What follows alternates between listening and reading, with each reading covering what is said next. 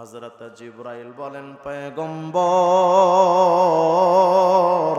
পৃথিবীর সমস্ত পাহাড়গুলো একত্রিত কইরা যদি মিজানের একটা পাল্লার মধ্যে রাখা হয়, 7 সমুদ্র 13 নদী একত্রিত করে যদি মিজানের একটা পাল্লায় রাখা হয়, পুরা পৃথিবীর জমিনটা তুলে যদি ওই মিজানের পাল্লায় রাখা হয়, ওগো নবী, পৃথিবীর চাইতে 13 লক্ষ গুণ বড় সূর্যটাও যদি ওই পাল্লায় রাখা হয়, গ্রহ উপগ্রহ ধূমকেতু যা কিছু আছে, চাঁদ সূর্য যা আছে, সব যদি ওই পাল্লায় রাখা হয়, কালপুরুষ নিহারিকা, ব্ল্যাক হোল, অ্যান্ড্রোমেডা গ্যালাক্সি,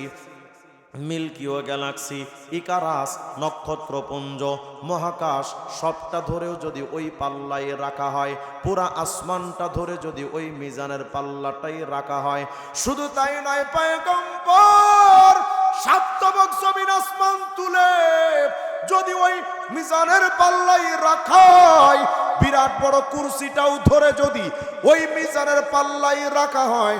বিরাট বড় আরশ আজিমটাও ধরে যদি ওই মিজানের পাল্লাই রাখা হয়, ওগো পয়গম্বর, একবার সুবহান রাব্বিয়াল আলা পড়লে যেই নেকিটা হয়, ওই নেকিটা যদি মিজানের আরেকটা পাল্লাই রাখা হয়, 7 তবক জমিন আসমান আরশ কুরসির পাল্লাটা হালকা হয়ে যাবে। একবার সুবহান রাব্বিয়াল আলা বলার মিজানের নেকির পাল্লাটা ভারী।